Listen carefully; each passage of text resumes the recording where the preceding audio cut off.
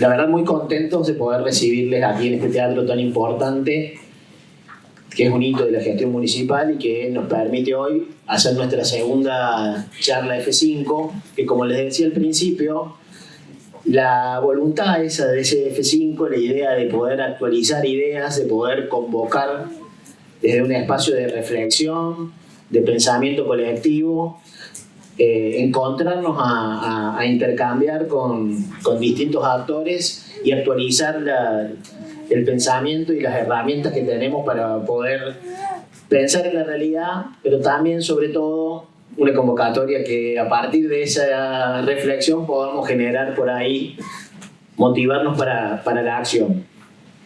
Creemos que en la situación que estamos atravesando es muy difícil, que está muy compleja la realidad, no solo para entenderla, sino para vivirla, y estamos convencidos, de alguna manera, que existe otra posibilidad, que tenemos la capacidad de generar a futuro una alternativa distinta que básicamente no deje a nadie afuera, pero sí nos sentimos, y en eso creemos que somos falibles, limitados en nuestras herramientas, limitados en el entendimiento, limitados en poder encontrarle, como se dice vulgarmente, el agujero al mate, y me parece que la convocatoria es eso, es generar espacios necesarios para reflexionar en conjunto y encontrar la manera para salir adelante. Lo hacemos en el marco preparatorio de la Feria del Libro y, por supuesto, aprovechamos para convocar a Pablo y a todo su equipo. Él ha coordinado esta edición que está entre nosotros, de dónde sale y hasta dónde puede llegar la extrema derecha que no vimos venir. Antes no me quiero olvidar de nadie, tengo todo el machetito acá, de los agradecimientos. Agradecer a MUNI, el teatro. Quiero agradecer también a FEMUCOR, que es la Federación de Mutuales de Córdoba, que nos acompañó y colaboró para que esto sea posible. A la Mutual de Empleados del Banco Córdoba también, que nos acompañó. Al Espejo Libros, que entiendo que está por ahí, que tiene su stand para que todos aquellos que quieran después ver el tema del libro. Bueno, a Fede, que nos acompañó con su música. Y un agradecimiento especial al principio, porque si no siempre me olvido, al equipo legislativo y al equipo del Partido Socialista que nos acompaña y que ha trabajado toda esta semana un montonazo para que esta charla sea posible. A Macarena, pues, fundamentalmente, que ha estado coordinando esta actividad. Decíamos que la convocatoria es básicamente a poder hablar y pensar sin filtros, de poder ir al hueso de las cosas sin autocomplacencia, sin justificarnos, y tratar de darnos un debate y poder entrarle al análisis de la realidad lo más concreto posible y lo más autocríticamente posible, como para poder dejar de autocomplacernos y tratar de entender un poco más la coyuntura. Entendemos que en general lo que está sucediendo es mucho hartazgo. Los que caminamos por ahí, por los territorios, los que conversamos, no hay duda que hay mucho hartazgo, hay mucha desesperanza y creemos que, eso que está ahí, que es el hartazgo, la desesperanza, es sin duda el caldo de cultivo de lo que estamos atravesando y que queremos pensar cómo hacemos para cambiar esa lógica en pos de mejorar esa realidad. Sin duda, en el 83 la sociedad se corrió, fue para adelante y pensó que avanza hacia la sociedad, hacia la libertad, hacia la democracia, con un objetivo claro que era nunca más. Sin duda, en el 2001 también la sociedad se movió y se fue hacia un lugar a partir también de situaciones de hartazgo. Bueno, una de las situaciones que nos interrogamos es si en este 2023 hubo un corrimiento definitivo también de la sociedad que se manifestó de una manera en las urnas y que envió un mensaje diciendo hay cosas que ya no están bien y que no vamos a seguir justificando o tolerando. Nosotros, los que somos parte de un espacio progresista, socialdemócrata, desde el socialismo, hoy estamos atravesando un momento difícil porque somos de un punto un blanco directo del gobierno nacional.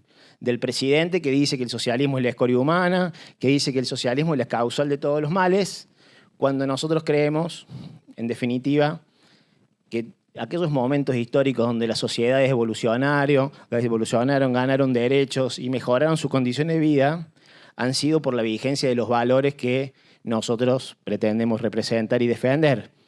Así que estamos atravesando por ese momento bien complejo, pero también genera una responsabilidad muy grande, que es, ¿qué le ofrecemos a la sociedad desde ese lugar?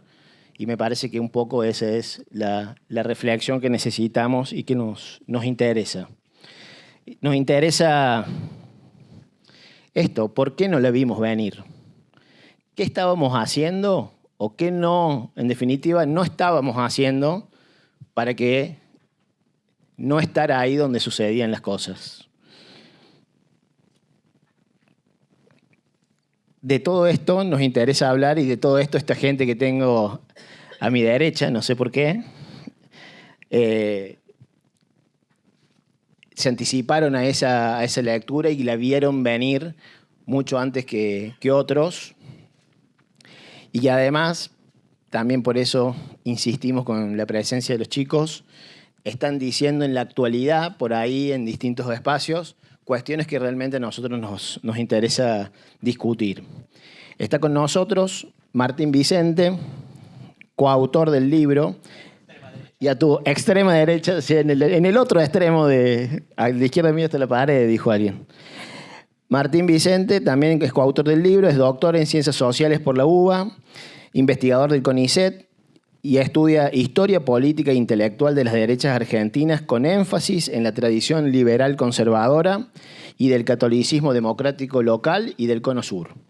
También nos acompaña Sergio Morresi, coautor del libro, es doctor en Ciencia Política, investigador de CONICET y docente de la Universidad Nacional del Litoral, especialista en formaciones políticas de derecha, liberalismo y neoliberalismo en la Argentina, y acá un poquito más cerca mío también, Pablo Semán, que es doctor en antropología, investigador del CONICET y profesor de la UNSAM, coordinó el libro, está entre nosotros, que es este que tengo aquí conmigo, y voy a cholulear, está bastante subrayado.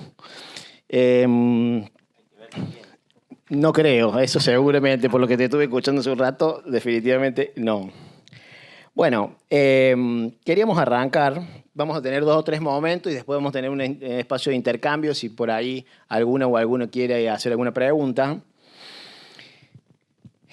De alguna manera el libro también nos ayuda a caracterizar la derecha, que establece que, ustedes hacen una revisión de las derechas argentinas con tensiones entre la derecha, una derecha más liberal conservadora, con una corriente nacionalista más reaccionaria, pero que también entendemos que esas derechas no están expresadas necesariamente de esa manera en lo que hoy nos gobierna, sino que se vienen renovando.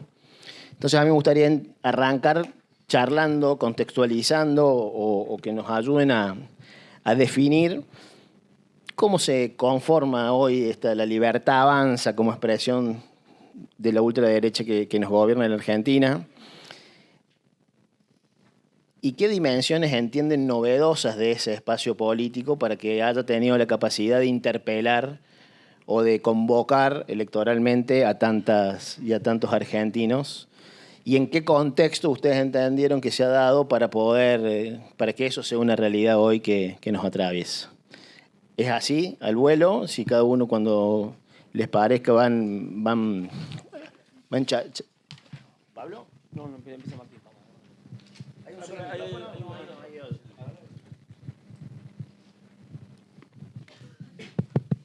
¿Me escuchan bien en el fondo? Buenísimo. Bueno, gracias por la invitación, por la presentación, por estar acá. Queríamos decir quedó gente afuera, pero no pudimos. Hicimos todo lo posible para que algunos 3, 4 queden afuera, pero no, nos quitaron ese título. Pero bueno, hermoso verlos y verlas a todos y a todas acá.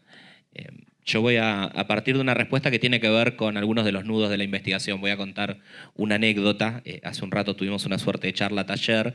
No conté esto, pero en el año 2020 nos invitaron de una universidad de Inglaterra a escribir con Sergio un texto que fuera una suerte de historia de las derechas argentinas en el siglo XX, mirado desde la actualidad. Piensen ustedes el momento de la pandemia, las medidas sociosanitarias a nivel internacional, las manifestaciones contra los gobiernos, muchas de ellas protagonizadas por referentes de lo que genéricamente llamamos la nueva derecha internacional en Europa, en los Estados Unidos, en Brasil, en la Argentina con el ascenso de Milei en ese momento, y nosotros le dedicábamos una buena parte, la parte final del texto, a analizar cómo todo aquello que había crecido a la derecha del PRO desde 2019, Espert, Gómez Centurión, el propio Milei, comenzaban a transformar el rostro de las derechas argentinas.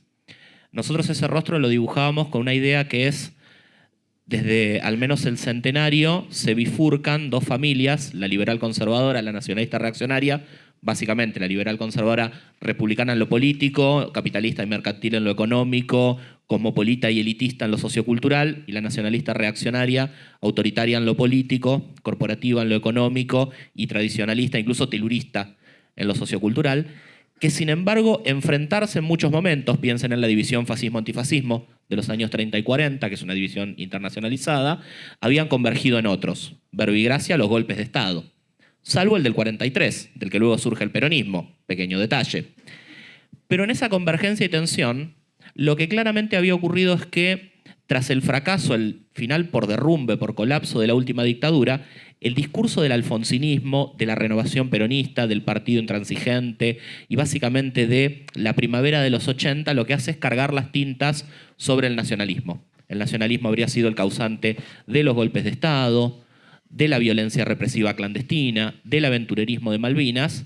Por ende, el sector nacionalista queda paulatina, pero progresivamente aislado, marginado en la política argentina. Va a tener sus cantos de cisnes, los alzamientos carapintadas, el modín de Aldo Rico, la convergencia con el peronismo a nivel subnacional, pero claramente es la derecha liberal conservadora la que hegemoniza el campo de las derechas. Pero ya no es lo mismo, no es la misma derecha liberal conservadora de los 30 ni de los 60, ahora es una derecha liberal conservadora que habla en términos de neoliberalismo y que efectivamente ese neoliberalismo se ve desde la experiencia del tercer partido de la UCD, Álvaro Alzogaray, del ascenso de los jóvenes del boom liberal de los años 80, liderados por el hoy famoso Carlos Maslatón, se ve con el ascenso de los economistas como grandes actores sociales, y en esa transformación lo que muchas veces quedó obturado es que, por un lado, así como el peronismo asumió una alianza con los sectores liberales asumieron una alianza con el peronismo, y como le dijo una vez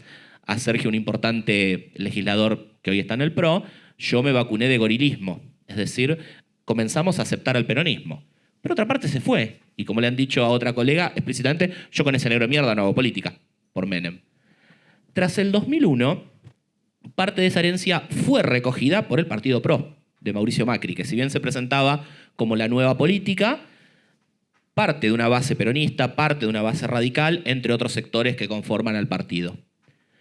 Pero el PRO, que es un partido, como bien definieron Sergio y Gabriel Bomaro, fabricado para ganar, es decir, un partido pragmático, que se presenta no como un partido doctrinario, sino como el partido de la novedad, una vez que llega al gobierno nacional, comienza una y otra vez a ser corrido por derecha, por actores que en muchos casos habían celebrado el triunfo de Mauricio Macri liderando la coalición nacional. Voy a poner el caso de dos economistas, José Luis Espert y Javier Milei. Lo que nos decían los productores de televisión es: Javier Milei mide más cuando le pega al PRO. Es decir, que comenzaba a abrirse una ventana de crítica por derecha. Eso lo vimos luego a nivel empírico, trabajando campo con Sergio en el año 2019, donde muchas personas nos decían: yo quiero verdadera derecha. El PRO no es verdaderamente de derecha, en todo caso lo voto contra el kirchnerismo, y nos subrayaban: y quiero que Javier Milei se meta en política. Usando una frase muy del PRO, meterse en política. Fue en esa circunstancia que la pandemia, yo no diría lo cambió todo, pero aceleró muchos de los procesos y los radicalizó. Y efectivamente es sobre esa radicalización que Milei como personaje actuó como una suerte de ariete irregular. Es el único que podía juntar ideas muy dispares, actores muy disímiles en un proceso que nosotros le llamamos, tomando el caso de la nueva derecha norteamericana, fusionismo. Es decir, podía unir desde un discurso que él presenta como doctrinariamente liberal libertario, sectores conservadores, propuestas nacionalistas, miradas religiosas, valores reaccionarios, y sin hacer un cierre sobre eso, sino como un andar, como una dinámica política. Por ende, lo que nosotros escribíamos en ese artículo es, esta transformación del rostro está en proceso. Lo interesante es que cuando la editorial nos devuelve el texto, un año y pico después, Milei ya había sido electo en la ciudad de Buenos Aires como legislador. Y ahí lo que vimos era un proceso donde mucha gente del interior del país había venido a militar por Milei a Cava, pero además donde mucha gente en distintos lugares, en la provincia de Buenos Aires, en Rosario, en Mendoza, en Córdoba, decía, faltan boletas. Y faltaban boletas de Milei, que era un candidato de Cava.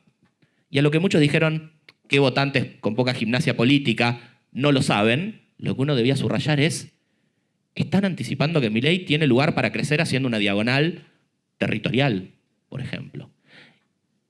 El tercer tuit de esto es que cuando nos llega la versión final del artículo para ser publicado, Milei ya era presidente. Entonces el editor nos dice, ¿podrían agregarle toda la construcción de Milei como presidente? Y nosotros dijimos, no, el artículo vale como fue escrito, con esa temporalidad, y a lo que hay que agregar, y tras todo esto, Milei llegó a la presidencia. Y efectivamente lo que quiero subrayar con esto es, en parte, quienes no vieron el crecimiento de Milei y tienen el ojo entrenado para ver política, no quisieron ver el crecimiento de Milei. No hay una idea moralizante en decir, está ocurriendo algo que no me gusta.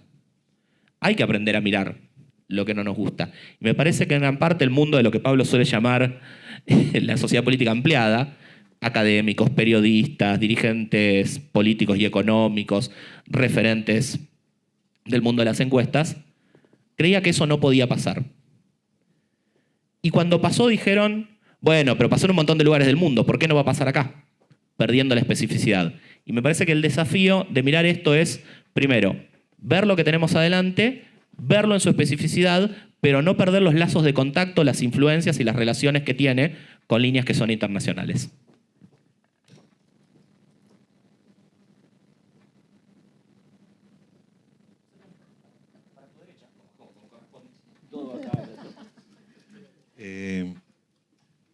Bueno, buenas noches, o tardes todavía.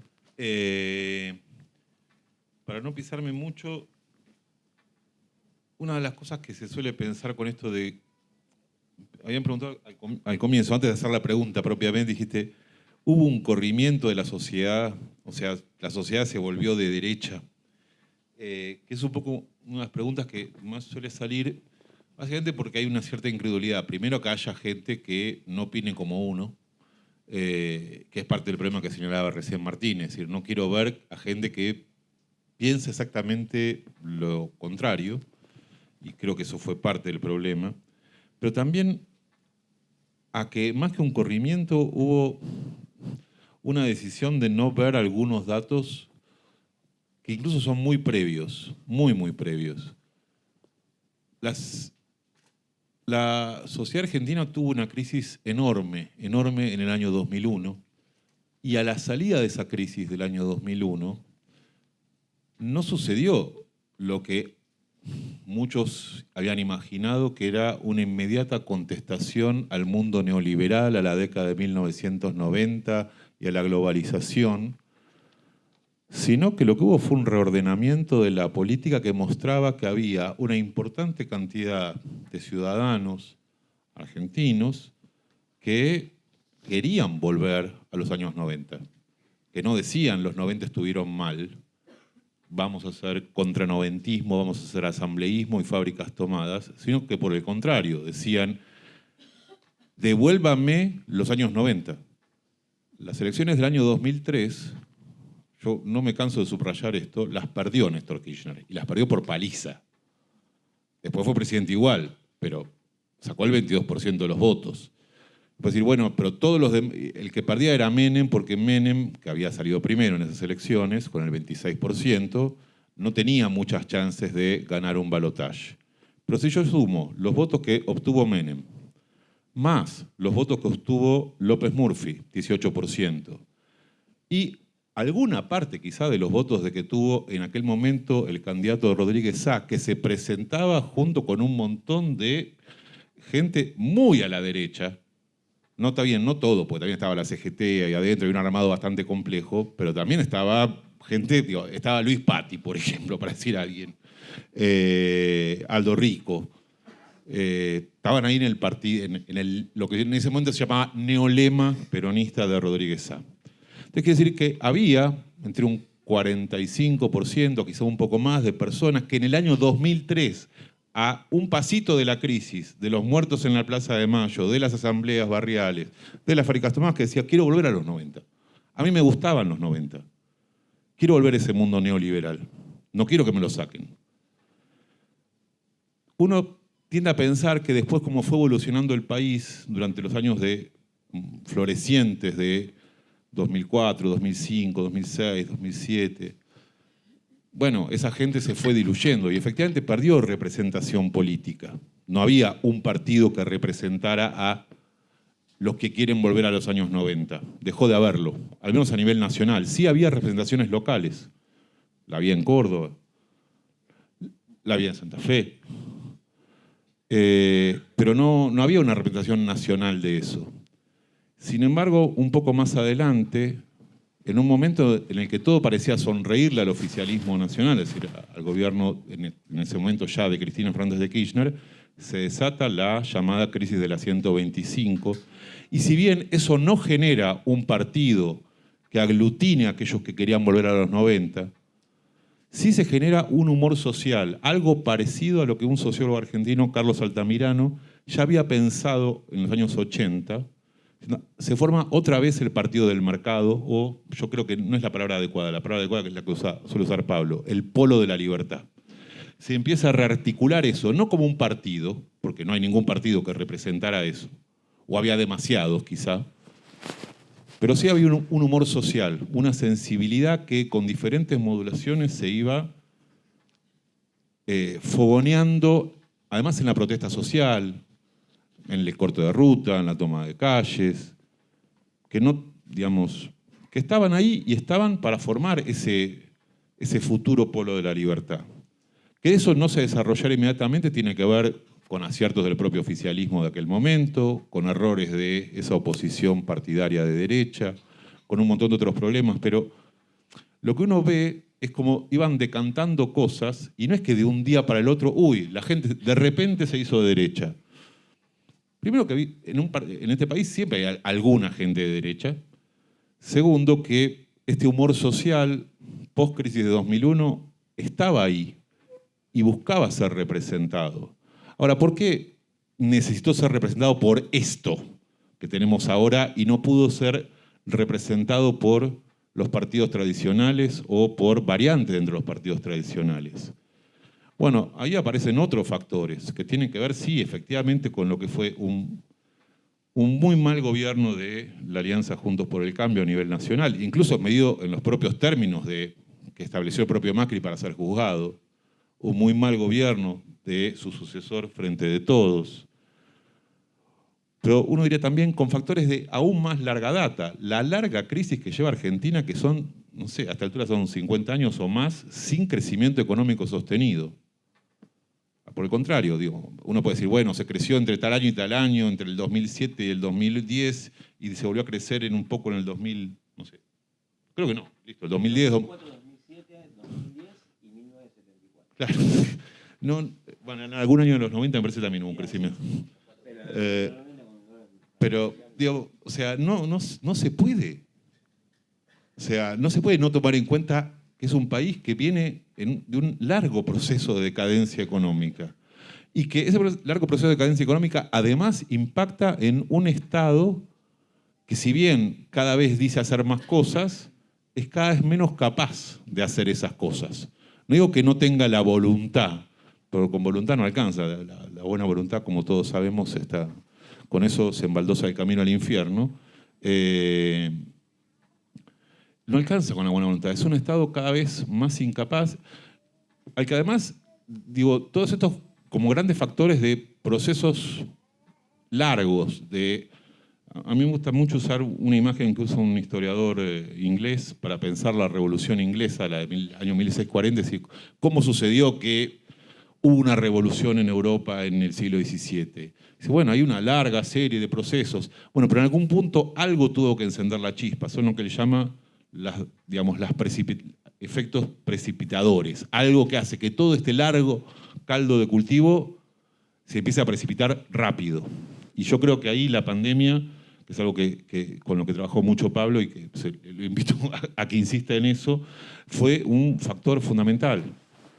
La pandemia fue un factor fundamental. Yo pongo solamente, voy a repetir una anécdota que conté recién en la charla que tuvimos con la gente de Villa María antes, que tiene que ver, por ejemplo, con cómo en diferentes ciudades, pero sobre todo en ciudades pequeñas, la pandemia produjo algo muy distinto a lo que pasaba en las grandes ciudades, donde obviamente también había marchas y había cierta contenciosidad respecto a las medidas de aislamiento o distanciamiento obligatorio.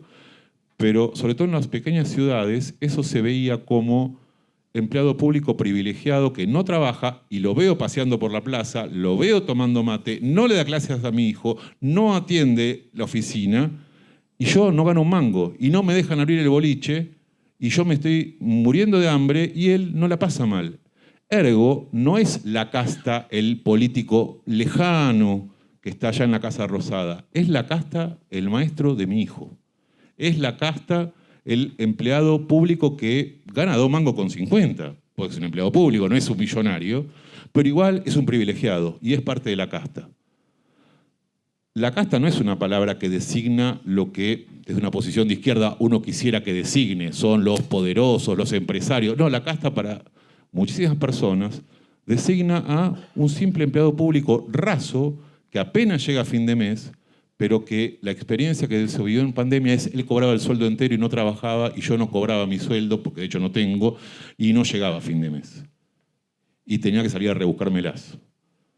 Esa decisión, aparte con otro montón de problemas, sobre todo en algunas ciudades donde la diferencia entre trabajadores esenciales y no esenciales, más el vacunatorio VIP, más la foto de Olivos, más, que fueron... Pero todo eso decantó en la pandemia y hizo explotar algo, pero que, insisto, no se podría entender sin pensar, primero, un largo proceso económico, una democracia que no cumplió o no cumplió suficientemente con las promesas inaugurales de Alfonsín de que con la democracia no solo se vota, sino que también se come, se cura y se educa.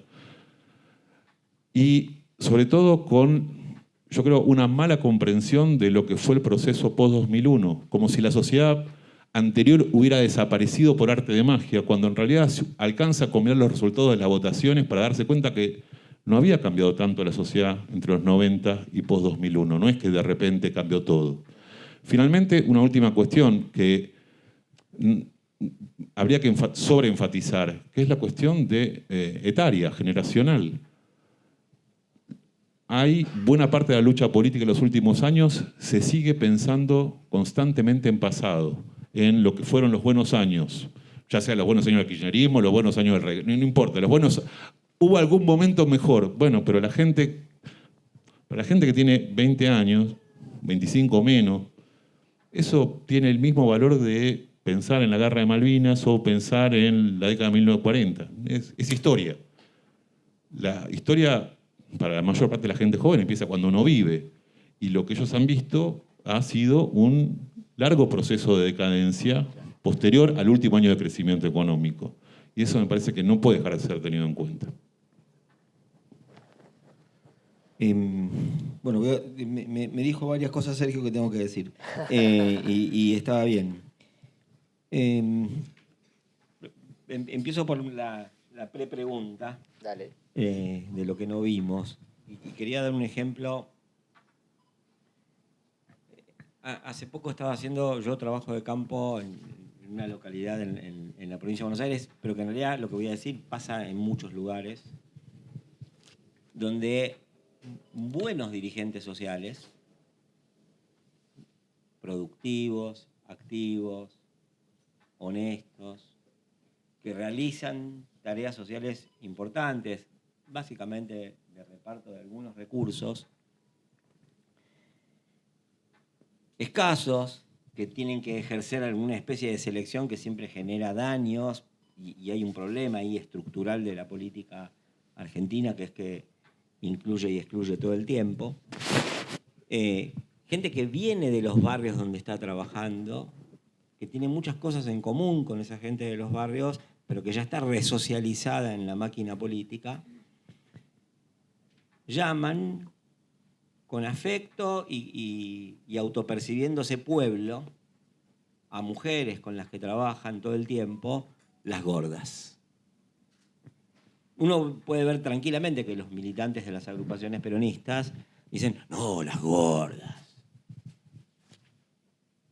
Y ya no es el elogio, lo que sienten esas mujeres, el elogio a las mujeres kurdi contemporáneas o a las mujeres que tenían otros cuerpos en otros años, de los cuales, perdón que voy a hablar de una antigüedad, Nélida Roca, que era una vedette de la época, de no sé, de los 60, 70, de mucho tiempo, sino que son mujeres que saben que están comiendo mal y que se saben a sí mismas infranutridas y que mucho de eso lo hacen en sacrificio para darle los mejores alimentos posibles a sus hijos. Y que además, esas mujeres, si uno se pone a hablar con ellas, se reconocen como comadres. Y digo, yo estoy acostumbradísimo a oír eso. Yo hice el clic 350 años después para ir a decirle a alguno de esos dirigentes que hizo el clic 350 años y un día después. Que es, che, ¿y si las llaman comadres? ¿A qué voy con esto? La sociedad política ampliada, los dirigentes, los sociólogos, digo, yo participé de eso, le estoy contando algo de lo que me di cuenta hace 3 días, me tendría que haber dado cuenta hace 40 años. O sea, me estoy poniendo como parte de lo que critico.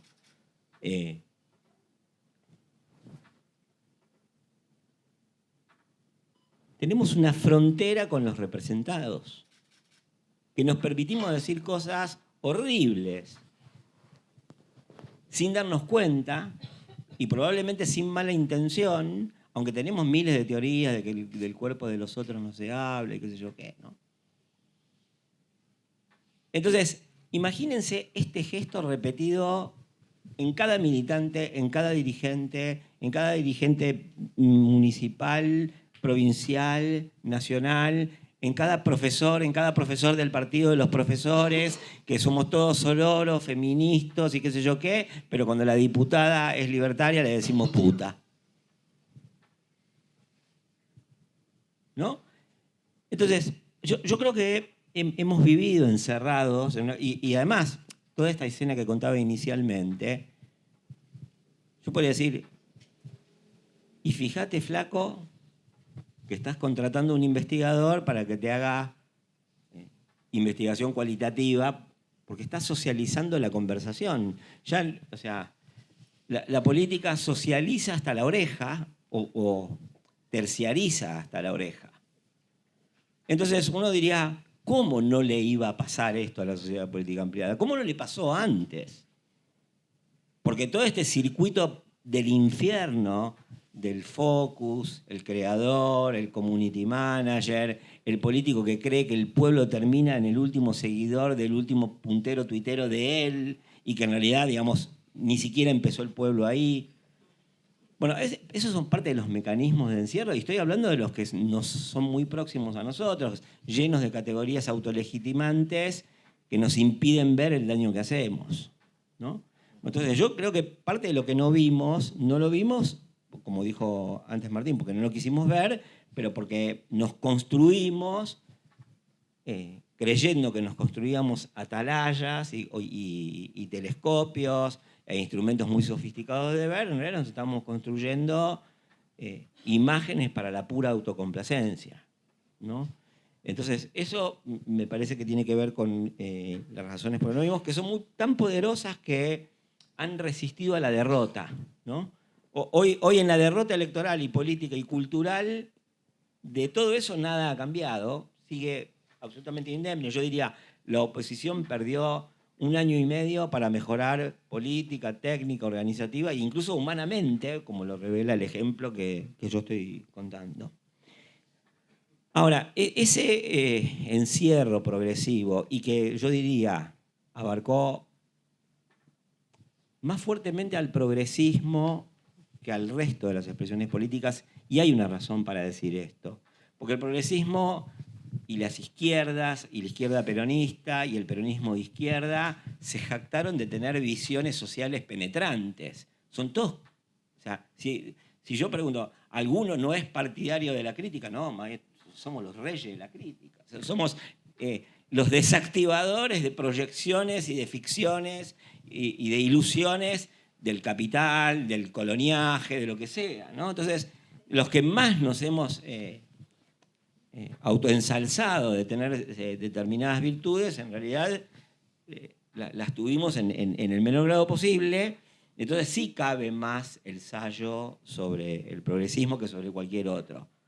Pero además esto ocurre, y acá retomo algo de lo que decía Sergio, en un contexto que efectivamente son 50 años en los cuales el Producto Bruto per cápita creció no más de 6 veces, donde las relaciones de desigualdad aumentaron, con lo que la torta es cada vez más chica y se reparte cada vez peor, y con un modelo productivo también irresuelto y permanentemente disputado en su irresolución, que se generó como una afuera de todas estas construcciones que nosotros nos hicimos para supuestamente ver y no ver nada, ¿no? Tanto que nosotros decimos que creemos tanto que eso es una afuera que decimos que Milei es un outsider o que está entre nosotros. Y yo le diría es al revés, un poco como lo dijo Martín, nosotros estamos entre ellos. Y además Milei no es un outsider, es un insider de la sociedad realmente existente que está fuera de todas nuestras prótesis perceptivas de lo social, ¿no? Y esa sociedad que fue cayendo cada vez más en pérdidas económicas, en imposibilidad de acceder realmente a derechos constitucional y legalmente garantizados, que por otro lado fue entrando en tipos de empleo e ingreso cada vez peores y dependiendo cada vez más de sí misma. O sea, sí, tenemos todos los derechos, pero los sectores populares, que son la mayor parte de la población, y una parte de las clases medias bajas, que además se incrementaron, no pueden usar la escuela pública, tampoco el hospital público, tampoco la seguridad, y entonces ¿de lo público qué? ¿No? Entonces, desde la perspectiva de esa gente, el planteo central ante la política fue nosotros lo llamamos una crítica de la economía inflacionaria y empobrecedora, de la política que dirigía esa economía y de un Estado, que digamos, yo completaría lo que dijo Sergio, de un Estado que necesariamente hacía mímica. Hacía, como las celebridades en las fiestas, presencias. El Estado presente hacía presencias. No voy a negar un montón de cosas que hace bien el Estado y que, válgame Dios, que no las pierda, digamos, y que las podemos perder, porque estos tipos pueden rematar el SENASA o el control de la sanidad de los alimentos y no vamos a poder comer ni un sándwich en la calle, ¿no? Pero quiero que se entienda que específicamente en lugares donde se reivindicaba la eficiencia y la presencia del Estado, no lo era tanto. Entonces esa parte de la sociedad que quedó afuera, pero que en realidad es otro adentro, un poco el planteo fue como casi artiguista, y lo digo en serio. O la cobija es para todos o es para nadie. Y por eso el reclamo al Estado es, si no me vas a ayudar, no me rompas las pelotas. Esos son los argentinos que mayoritariamente votaron a Milei, e incluso los argentinos que votaron a Massa, ¿no? Que no todos, porque de hecho Massa siguió siendo el Massa de 2013, que anticipó en buena parte a Milei y muchas veces había votantes de Massa que votaban a Massa por las mismas razones que otros hubieran votado a Milei. En cambio no conozco votantes de Massa que hubieran votado a Massa por las razones que votaron supuestamente en algún momento a Cristina. Entonces, es esa masa que se formó por fuera, que participa de esa visión crítica y a la que nosotros no accedimos porque nos dimos todos los medios para no acceder, construyó un movimiento político que es socialmente mayoritario, programáticamente radical y políticamente revolucionario. Se cagan en la Constitución, como nos hubiéramos cagado en la Constitución en algunos tiempos, por lo menos, los que teníamos algo así como herencia o cuota parte de la tradición revolucionaria. Pero ahora lo hacen ellos. Y esas tres características hacen que la llamada extrema derecha argentina no sea equiparable a la alternativa para Alemania, ni a Marine Le Pen, por más que después hay que ver un montón de conexiones y que esos dos fenómenos y este fenómeno surgen de un fenómeno más general y global que es la transformación del capitalismo, y no me voy a meter en eso ahora. Pero lo que quiero decir es que estas tres características, sí, podemos discutir si llamarlo fascismo o no, en este sentido, si conviene llamarlo fascismo, llamémoslo fascismo. Uno podría decir, todos decían, Milei hablaba de comunismo y muchos decían, jojo, no pasa nada, ¿quién sabe lo que son los comunistas? Y ahora el comunismo tiene una entidad enorme. Bueno, digámosle fascismo, probemos y con eso llegamos a algo. Si funciona, funciona, y si no funciona, cambiemos. Ahora, analíticamente es otra cosa. Y ahí doy un paso, digamos, que me permite dar lo que, ese paso me lo permite dar lo que dijo antes Martín. Es una derecha libertaria. Es un animal evolutivamente superior, contenedor de otras fases de las derechas. Es horrible. Probablemente, por todo lo que yo ya he dicho, es irónico lo que voy a decir. Nos lo tenemos bien ganado, y eso no cambia que sea horrible. Y ahí yo quiero, y termino con esto, hay un autor que yo cada vez cito más, que es Nick Land, que fue el director de tesis de Mark Fisher, un crítico anarquista, y que era de esos profesores que compartía drogas, alcohol y diversión con sus estudiantes, y no sé qué viaje de qué hongo cambió todo su pensamiento y dijo de un día para el otro, no me reconozco en lo que escribí, y se fue a vivir a China y vive en Shanghái, y fundamentalmente es un narrador de terror que utiliza la ciencia social para producir ficción aterrorizante, y que forma parte es el inspirador de algo que se llama, ni siquiera no es derecha, ni extrema derecha, ni derecha alternativa, sino far right, o sea, recontra derecha, y que piensa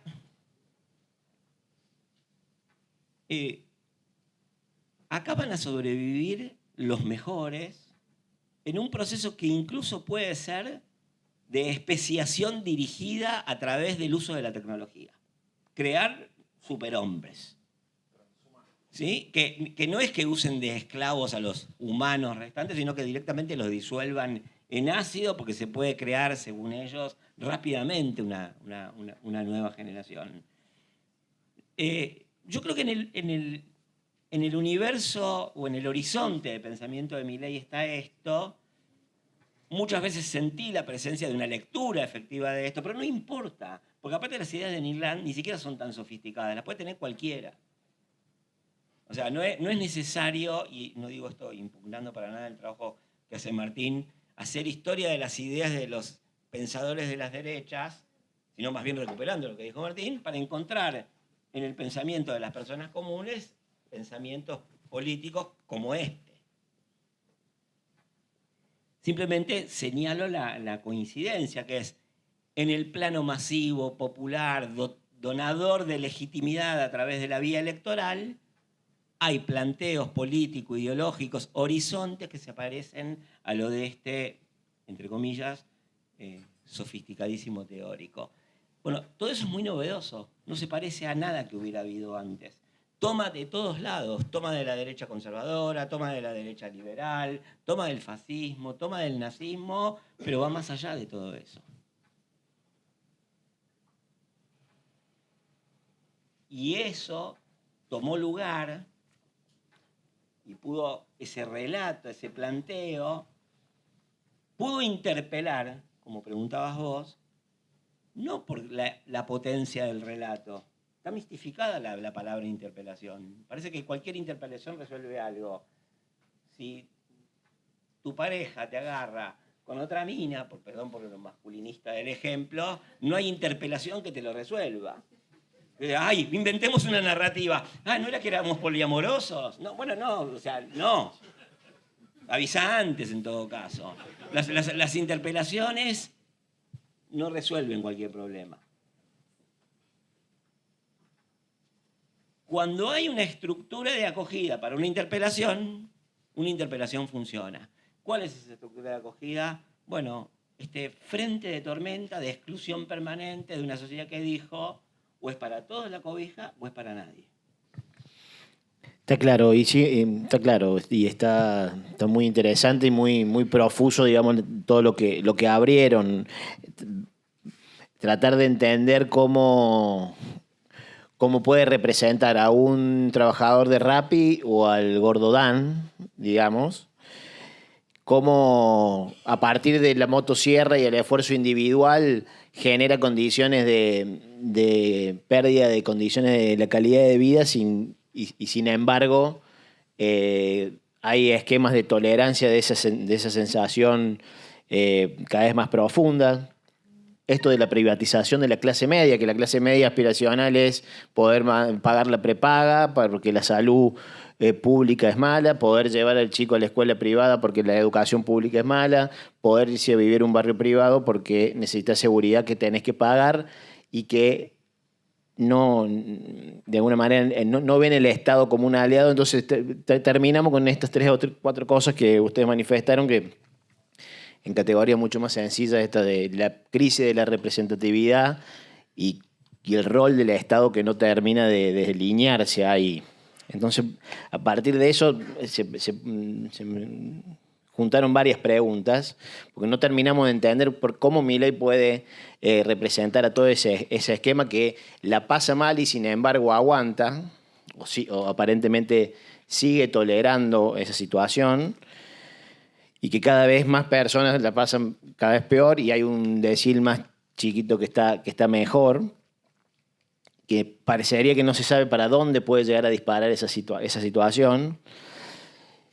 Y esto, digamos, ¿qué Estado tenemos, digamos, qué hacemos a partir de esa crisis de representatividad? ¿Qué herramientas deberíamos tener en cuenta para poder ser más representativos de lo que intentamos transmitir? Y en este debate de qué rol el Estado tiene que haber cuando el presidente dice que quiere destruir el Estado desde adentro. En definitiva, ¿ustedes piensan que es posible que el progresismo pueda salir en búsqueda de la representación de ese colectivo que hoy está siendo contenido, digamos, por esas expresiones? ¿No hay espacio? ¿Deberemos hacerlo a partir de las mismas categorías que usamos y que nos trajeron hasta acá, o tenemos que pensar en categorías nuevas? Un poco ese es el interrogante de lo que queríamos conversar, y vos tocaste algún tema que a mí también particular me interesa, si en definitiva esto es un fenómeno barrial o tiene que ver, algo vos iniciaste, Pablo, en tu comentario, con una cuestión que definitivamente el crecimiento de las expresiones de ultraderecha viene dado ya desde otras latitudes. No sé quién quiere. Dale.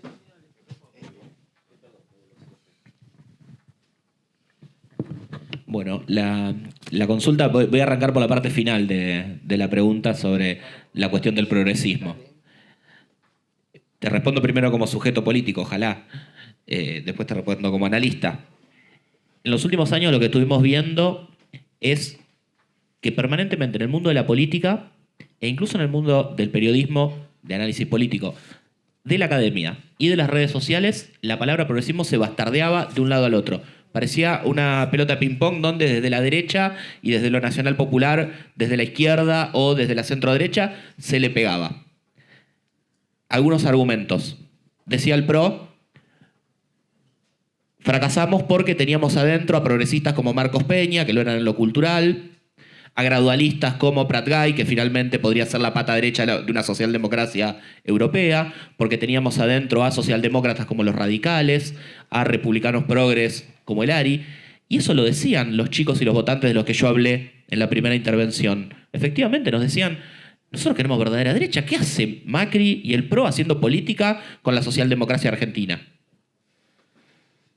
Pero también se hablaba mal del progresismo, piensen en la erupción de cierta nueva derecha peronista.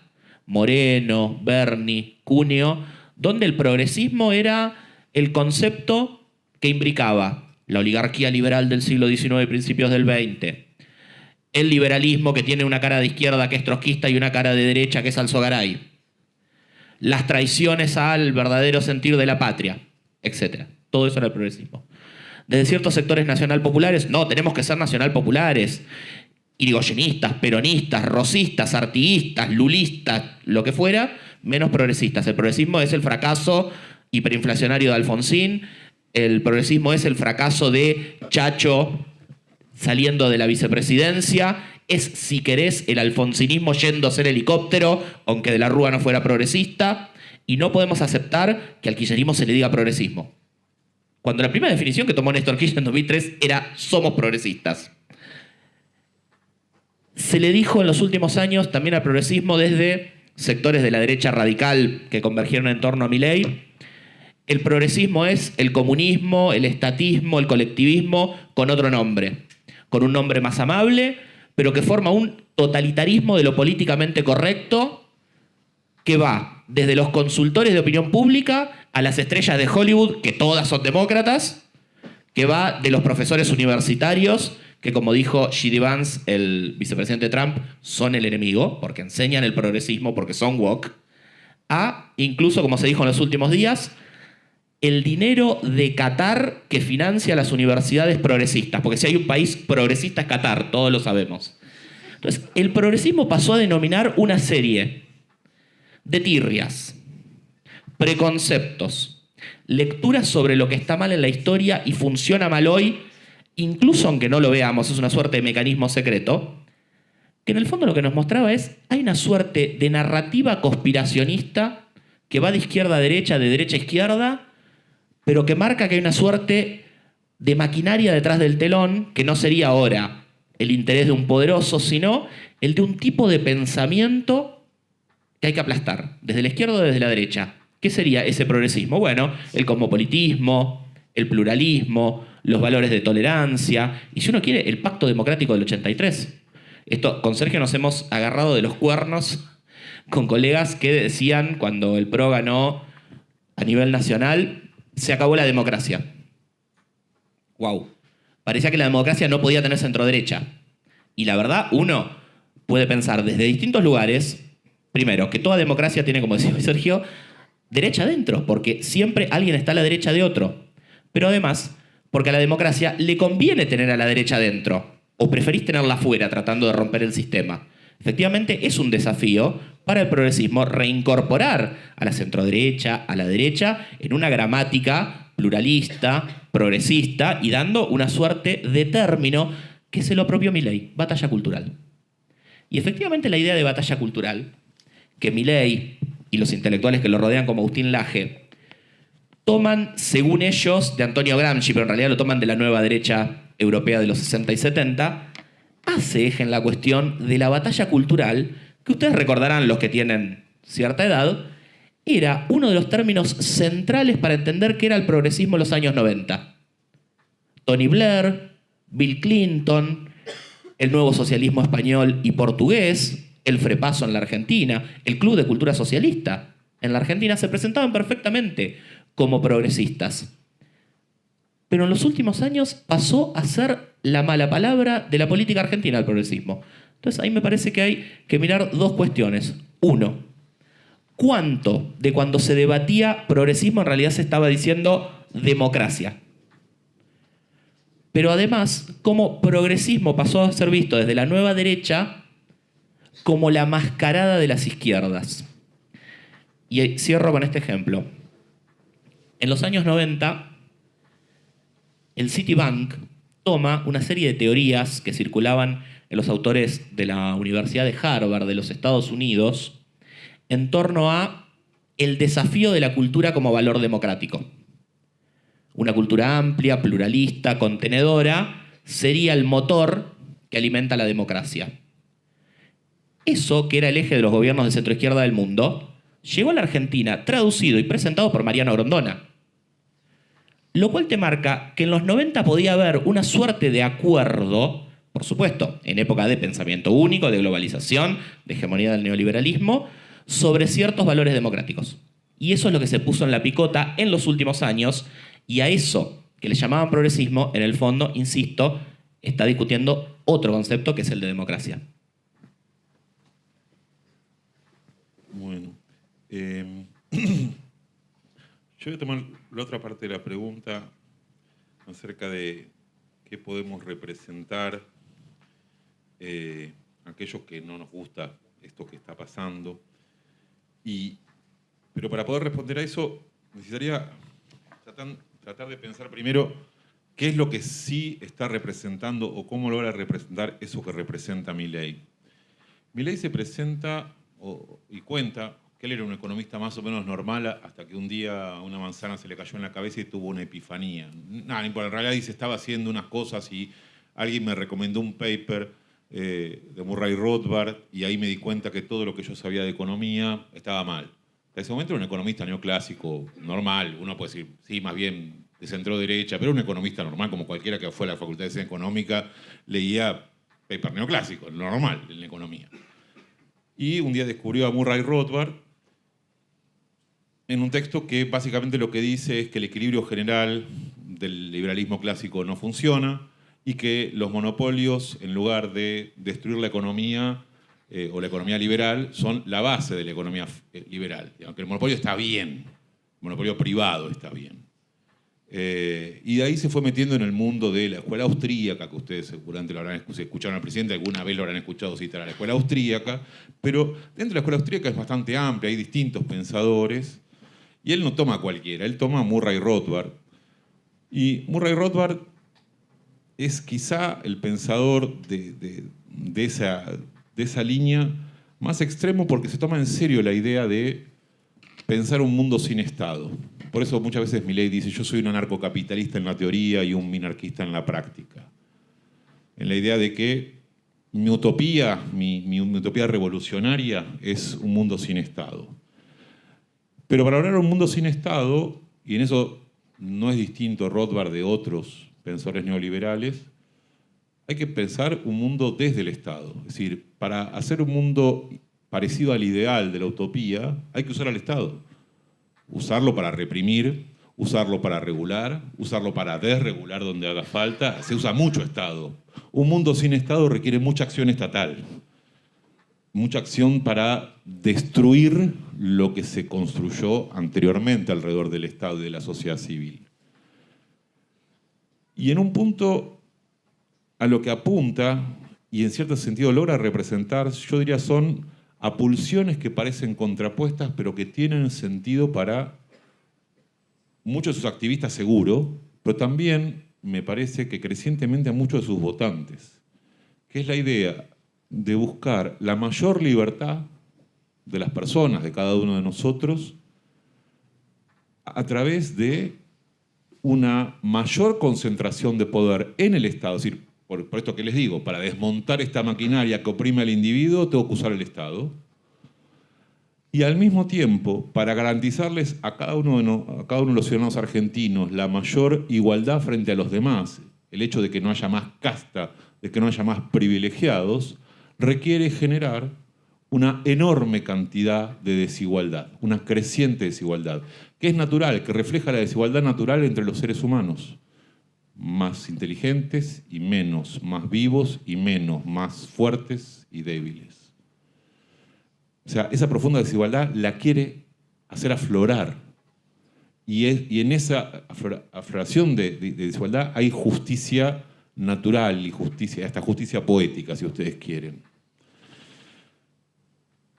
Esas pulsiones uno las puede ver no solamente en la teoría.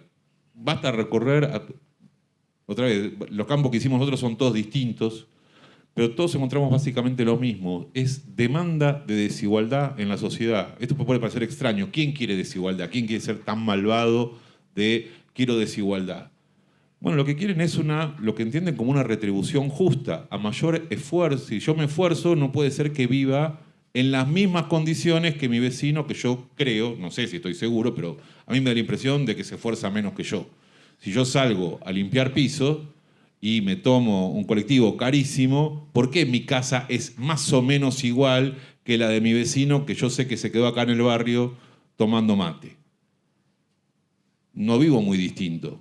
¿Por qué no? Él debería vivir, ya que yo no vivo mejor, que por lo menos él viva peor. Tiene que haber alguna distancia entre él y yo, si yo me sacrifico y él no. En algún punto, esto implica sí una representación del individuo, y no de los colectivos, como decíamos. Pero con la categoría de individuo hay un problema. Individuos somos. O sea, el individuo es una categoría estética. Todos nosotros nos terminamos más o menos en la epidermis. Yo soy yo y no soy Pablo, que empieza más o menos por donde está su pantalón. Y es lógico. Ahora, el problema es cómo de esa categoría, que es básicamente estética, yo termino más o menos por acá y Pablo empieza acá, una ética. Dado que yo termino acá, vos te merecés sufrir y Pablo vivir con las mieles del éxito. Y no, ahí hay un problema. Y eso es un punto en lo que uno tiene que... Ahora, ¿cómo buscar eso al mismo tiempo que se promueve lo que está demandando efectivamente tanto yo como Pablo, que es el ejercicio de nuestra libertad? Es un problema a la hora de la representación. Y sobre todo es un problema si lo que se insiste en representar es el pasado. Yo creo que decís, ¿cómo podemos hacer para representar? Y tenés que procurar, todos tenemos que procurar, el progresismo del que hablaba Martín tiene que procurar, pero también las identidades autodenominadas nacionales y populares, pero antiprogresistas. Un futuro, no un pasado. El pasado ya pasó. Y en ese pasado que ya pasó, y ya fue enjuiciado negativamente, y probablemente va a ser refrendado ese juicio negativo en unos meses, o capaz que me equivoco, pero no creo que me equivoque mucho. Hay también un juicio a la representación, a las formas de representación. Formas de representación que efectivamente están en crisis y que en muchos casos se empeñan en querer representar, o sea, como lo que están discutiendo es reivindicar el pasado, están queriendo reivindicar un pasado, queriendo reivindicar colectivos que ya dejaron de tener sentido, no porque fueran malos, horribles o estuvieran mal, sino porque dejaron de existir o dejaron de ser sentidos por sus propios componentes, que se sienten individuos y no colectivos. En todo caso se sienten grupos, se sienten... Sí, grupos. Pero un grupo no es necesariamente un colectivo, un grupo es una colección de individuos. Colección de individuos que tienen cosas en común, colección de individuos que sienten pertenencias, pero no necesariamente se sienten apenas un emergente de una identidad colectiva. Y en ese punto la representación tiene que apuntar al futuro y recoger parte del presente, que ese presente es, insisto, de individuos, no quiere decir que sea individualista en el sentido ético, pero sí de individuos en sentido estético. Somos individuos. Y a mí, digo, a cada uno de los entrevistados que uno tiene es, a mí me desrespetaron como individuo. Ese desrespeto como individuo de los valores de cada uno me parece que hay que tenerlo efectivamente en cuenta a la hora de representar. Y creo que tiene algo más, pero no, listo, termino por acá, porque si no... Bueno, voy a volver después a lo de la representación, pero como quiero hacer primero algo más breve sobre otro aspecto de o sobre otra de las cuestiones que vos planteaste, Matías. A ver, yo creo que en el fenómeno de las extremas derechas hay algo que se alude al elemento global, ¿no? Y yo casi siempre me peleo, porque en general es un uso veleidoso de la palabra para hablar de cosas importantes. Es un uso desmovilizante políticamente, porque, digamos, bueno, si es global, entonces... Y además es genial que los mismos, algo dijo Martín, pero los mismos que dijeron que no iba a pasar nada acá, porque éramos específicos, después vinieron a explicarnos que había pasado porque era global. Hay una cosa de lo global, sí, qué sé yo, las redes internacionales, a su vez las redes sociales, los intercambios, y sí, y no, y qué sé yo, el ejemplo que daba Martín del tesista que me parece muy bueno y ayuda a entender algunas cosas de por qué, por ejemplo, Milei inicialmente apoya a Zelensky, pero... Ah, bueno. No, sí, ¿lo contaste acá? Ah, él contaba el ejemplo de un tesista que trabaja con él, que mostraba cómo Milei con sus viajes al exterior viene trayendo categorías de la derecha tipo Orbán o Putin. Admitamos que Putin es derecha, ¿no? Y yo digo, sí, está bien, hay transmisión internacional de ideas, de recursos, de gestos, y hay una homogeneización en parte de esos grupos, aunque también tienen sus diferencias y sus choques, incluso al punto de poder entrar en guerra, pero también eso es parte de lo global. En todo caso, en eso que es parte de lo global, no es un plano homogéneo, sino una escala en la que existen los fenómenos sociales. Que ahí también hay conflictos, ahí también hay contraposiciones, ahí también hay heterogeneidades. No estamos hablando de una masa gravitacional que oprime una más pequeña y blanda. Ahora, para mí hay otro fenómeno global que es mucho más importante, que es el menos hablado y del cual tenemos que hablar y que tiene que ver con después lo que se puede representar o no. Y lo voy a hacer con un ejemplo chino-cordobés. Miren, en la Revolución China, desde los años por lo menos 40, se venía discutiendo, cuando iban tomando tierras los revolucionarios, cómo resolvían el debate que habían tenido los rusos en 1920, de cuál era el lugar del mercado en la sociedad socialista. Y había uno que se llamaba Chen Yun, que decía: el mercado debe ser un pájaro en una jaula. O sea, debe estar enjaulado, pero debe existir, ¿no? Esas posiciones se expresaron a lo largo de 20 años, hasta los años 60, que viene la Revolución Cultural China, y a la mayor parte de los que sostenían esto los meten presos. El camarada Zhou Enlai logró que algunos sobrevivieran. Y en su declinio, Mao dice, bueno, a ver, al petizo de Deng Xiaoping, que era más o menos como yo, bueno, Gramsci también era petizo y Bukharin también era petizo, todos menos de 1,60 m, vamos los petizos. Pero no 1,60 m. Bueno. Y entonces, China en 1970 resuelve un debate de casi 40 años, donde en presencia de Mao los pro-mercado van ganando posiciones y ocurre un hecho magnífico que es el encuentro que trascendió históricamente para jugar al ping-pong entre Mao y el presidente Nixon. Al mismo tiempo, acá, en Córdoba, era secuestrado y después moría en un hecho confuso el combatiente por la libertad de Italia, Oberdan Salustro. Y entonces no es que un hecho está desconectado del otro y yo se los digo para darles un recuerdo cordobés y que está el Dante que vota la marrón y apoya la naranjada y las listas de los sindicatos clasistas cordobeses. Quiero decir, todo Occidente se encontró con el problema del poder obrero en fábrica y decidieron desactivar eso trasladando la producción a China, a la que concebían como una factoría, y dicen, esto nos lo comemos crudos. Y entonces Occidente se liquidificó financieramente, desarmó las protecciones sociales, intentó hacerlo cada vez más fuertemente. Eso debilitó a los estados y debilitó a la democracia y volvió inconformes a los ciudadanos, que se volvieron cada vez más puteadores del Estado. En esos 40 años que van desde que se decidió combatir el poder obrero en fábrica, o en 1967, para poner un dato, fue el primer año de distribución negativa del ingreso en Estados Unidos, ¿no?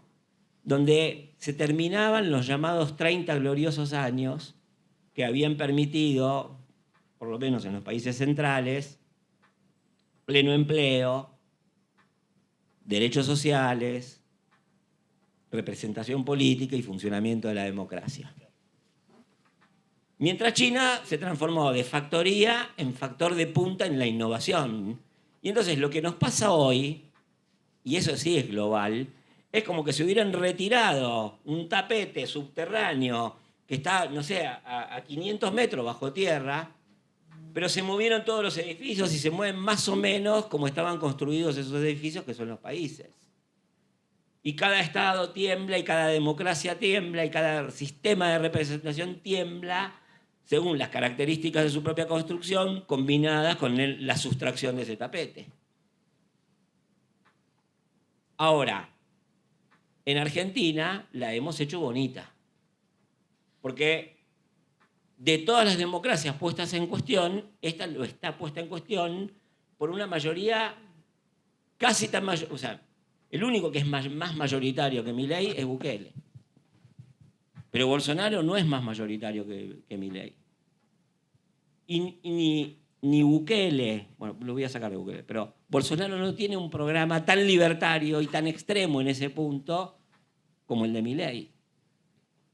Bueno, esa es la situación en que estamos, en la cual hay que construir representación. Yo no sé qué va a pasar, porque también, digamos, voy a poner dos escenarios polares totalmente idiotas. Puede ser que, como todos nos damos cuenta, este dólar no se sostenga, el gobierno tenga una crisis financiera y entonces haya tremendo quilombo, porque relevar a este gobierno, ¿quién lo va a hacer? La gente va a decir, no, los otros, aquello, esto, no. Bueno, puede ser un lío. En la hipótesis de fracaso del gobierno hay un trabajo de representación a hacer X, que va a ser representar a gente que tiene asco a lo anterior, terror a lo que viene, desazón absoluta en general. Y puede ser que esto funcione o funcione más tiempo, o se caiga a pedazos, o implote adentro de los hogares, que es lo que viene haciendo. Entonces que la gente no salga a la calle, sino que se muera en su casa.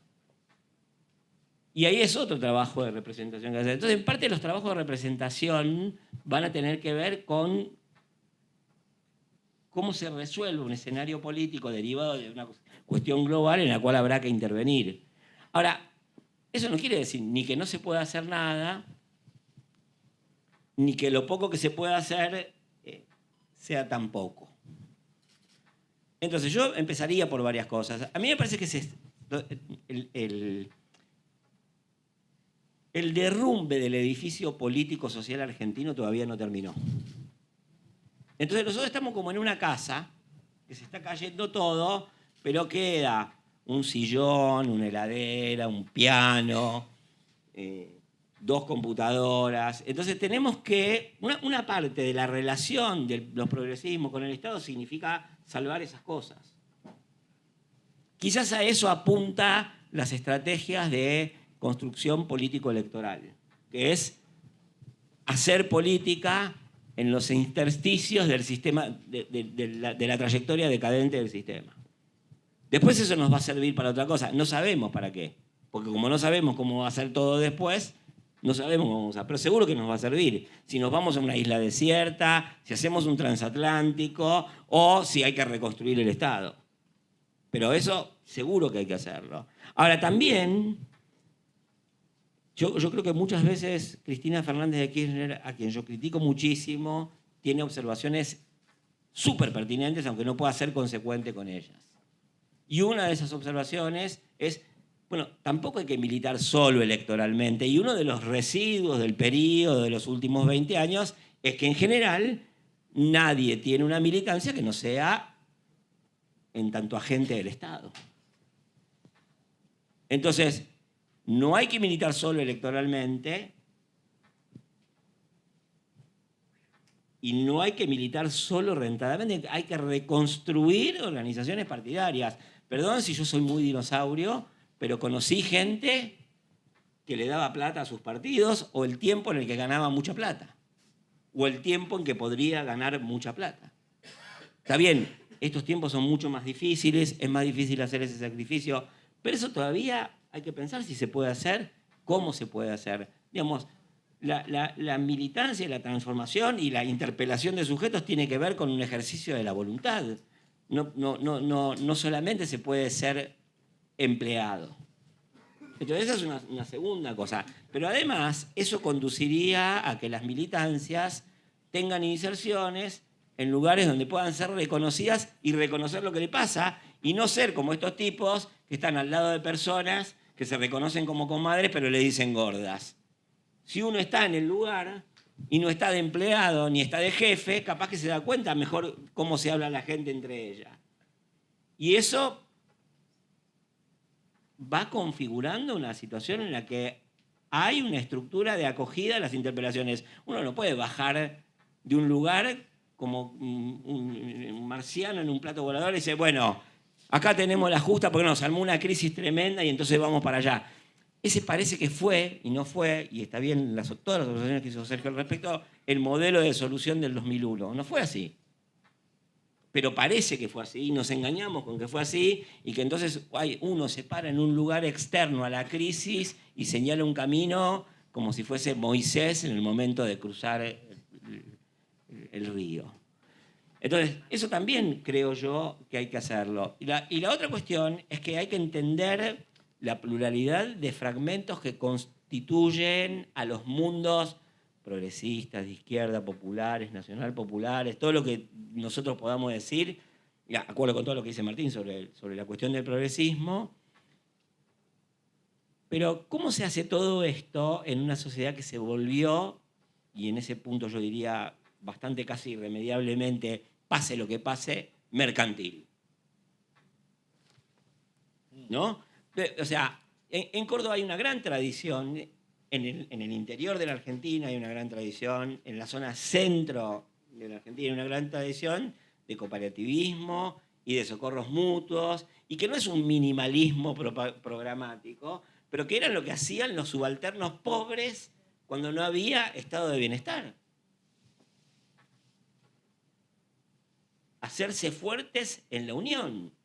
Bueno, también hay que volver a esas cosas, porque eso construye organizaciones, construye inserciones, posibilidades de reconocimiento, sociologías más correctas que las que le piden a los consultores y finalmente posibilidad de interpelar. Interpelar es un resultado, no es un don que viene con la palabra, me lo instalaron en el cerebro y yo tengo un chip que lo conecta a la sociedad y soy el encantador de serpientes. Eso es una fantasía.